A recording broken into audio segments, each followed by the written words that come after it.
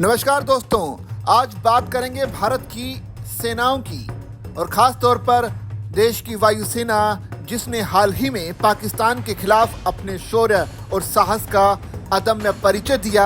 अब इस वायुसेना को जरूरत है नए जेट्स की।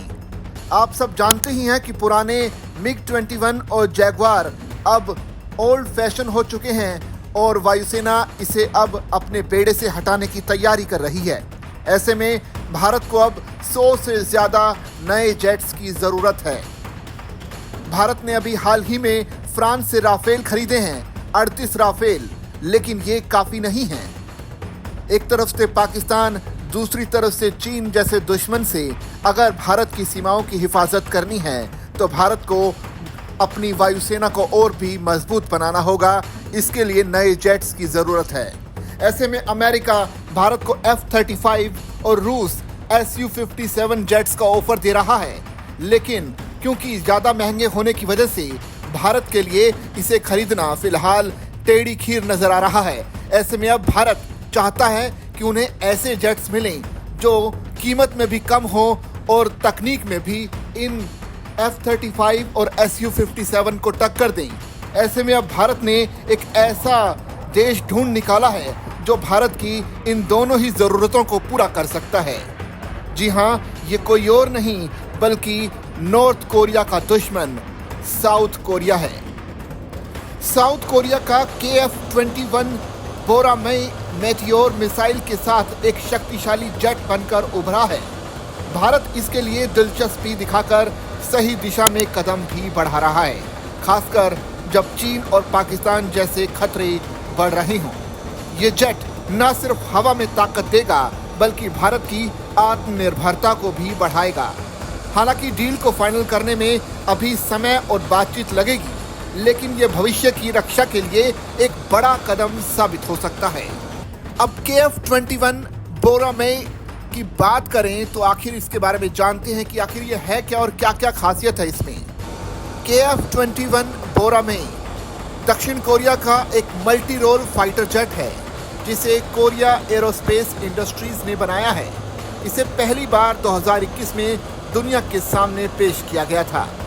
अभी इसके ट्रायल चल रहे हैं। इसे 2026 में दक्षिण कोरिया की वायुसेना में शामिल करने की योजना है।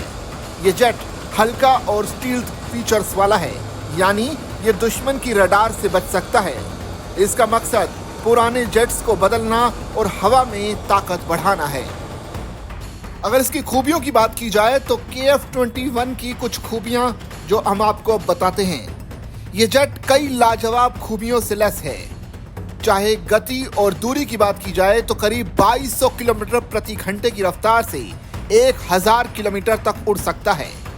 आकार की अगर बात की जाए तो 55.5 फीट लंबा, 15.5 फीट ऊंचा और टेक ऑफ वजन 25,600 किलोग्राम है। पायलट की अगर बात की जाए तो इसे 1 या 2 पायलट चला सकते हैं। अगर युद्ध की बात हो तो 1 लड़ाई के लिए और 2 ट्रेनिंग के लिए इस विमान में बैठ सकते हैं। तोप भी लगी है 20 मिलीमीटर की वाल्कन तोप, जो कि 1 मिनट में 480 गोलियां दाग सकती है। ये तोप भी इस KF-21 फाइटर जेट में लगी हैं।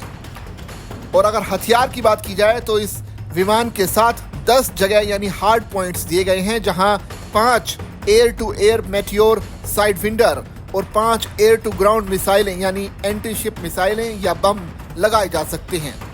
अब अगर तकनीक की बात की जाए तो भारत चाहता है कि ये तकनीक उसे मिले ताकि वो उसे अपने हिसाब से ढाल सके। अब सवाल ये उठता है कि भारत अपने बहुत करीबी रूस के Su-57 को क्यों छोड़ रहा है। दूसरी तरफ अमेरिका जो अपने F-35 देने का ऑफर भारत को लगातार दिए हुए है, उसे भी दरकिनार कर रहा है। आखिर इसके पीछे की वजह क्या है वो आपको बताते हैं। भारत की वायुसेना को क्योंकि नए जेट्स की सख्त ज़रूरत है। MiG-21 और जैगवार अब क्योंकि पुराने पड़ गए हैं, तो ऐसे में MRFA डील के तहत भारत 100 से ज़्यादा नए जेट्स लेना चाहता है। अमेरिकी F-35 और रूसी Su-57 जेट्स इसकी तुलना में बहुत ज़्यादा महंगे हैं। इस पर निर्भरता बढ़ रही है।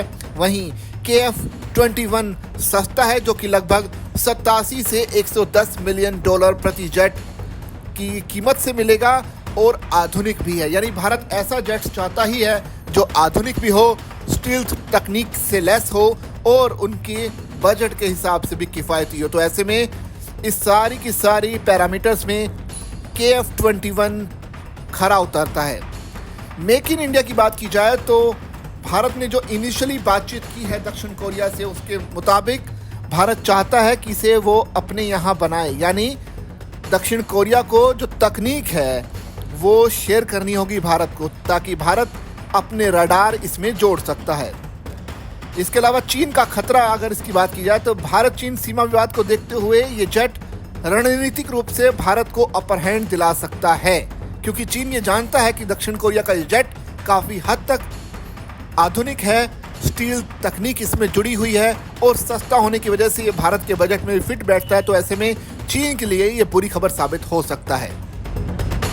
खर्च की अगर बात की जाए तो ये राफेल या F-35 से सस्ता है, जो भारत के बजट के लिए भी अच्छा साबित हो सकता है। अब ये तो थी फायदे की बात, कुछ दिक्कतें भी हैं इसके साथ। दिक्कतें ये है कि KF-21 अभी टेस्टिंग मोड में है, यानी अभी खुद इसे बनाने वाला देश दक्षिण कोरिया भी इसे अपनी वायुसेना बेड़े में शामिल नहीं कर पाया है। यानी अभी ये टेस्टिंग होने के बाद करीब करीब 2026 तक इसे दक्षिण कोरिया अपने वायुसेना बेड़े में शामिल कर सकती है। लेकिन भारत चाहता है कि इसके साथ साथ दक्षिण कोरिया उनके लिए भी विमान बनाए और तकनीक उसमें भारत की जोड़ के उसे बेचे, ताकि भारत उसे अपनी वायुसेना में भी शामिल कर सके। तकनीक की अगर बात की जाए तो पूरी दुनिया में दक्षिण कोरिया की तकनीक का कोई जोड़ नहीं। हमने कारों से लेकर कई ऐसी तकनीकें देखी हैं कि जहां दक्षिण कोरिया ने अपना लोहा मनवाया है। साथ ही साथ भारत ने एक बहुत बड़ी शर्त दक्षिण कोरिया के सामने रखी है कि भारत ये विमान खरीदना चाहता है, लेकिन उसके लिए बहुत ज़रूरी होगा कि दक्षिण कोरिया इस विमान की जो तकनीक है वो भारत को शेयर करे, ताकि भारत इसे अपने हिसाब से ढाल सके, अपने रडार के हिसाब से इसमें अपनी तकनीक जोड़ सके। दुश्मन की नाराजगी की बात की जाए तो चीन और उत्तर कोरिया इस डील को अपनी सुरक्षा के लिए खतरा मान सकते हैं, क्योंकि उत्तर कोरिया तो दक्षिण कोरिया का पुराना दुश्मन है। ऐसे में अगर भारत इसे खरीदता है तो उत्तर कोरिया अपने हितों के खिलाफ इसे मान सकता है। दूसरी तरफ चीन भी इस पर आपत्ति जता सकता है, लेकिन भारत अब वो पहले वाला भारत नहीं रहा। भारत ये हमेशा से कहता रहा है कि जो हमारे लिए, हमारे लोगों के लिए, हमारे राष्ट्र के लिए ज़रूरी है हम वही करेंगे और इसमें कोई समझौता नहीं होगा। हमने देखा हाल ही में अमेरिका को भी भारत की तरफ से कुछ ऐसा ही जवाब दिया गया। तो ऐसे में दुश्मन भले ही नाराज़ क्यों ना हो, लेकिन भारत के लिए, भारत के हितों में अगर ये जेट अच्छा और कारगर साबित होता तो भारत इसे ज़रूर लेने के बारे में सोचेगा। आपकी क्या राय है इस जेट्स को लेकर? क्या भारत को ये जेट खरीदना चाहिए या भारत को F-35 खरीदना चाहिए या भारत को अपने पुराने दोस्त रूस के पास जाना चाहिए जो कि S-57 Su-57 का ऑफर दे रहा है? क्या वो लेना चाहिए? आप कमेंट करके अपनी राय हमें ज़रूर बताइए और बने रहिए वॉइस ऑफ इंडिया के साथ।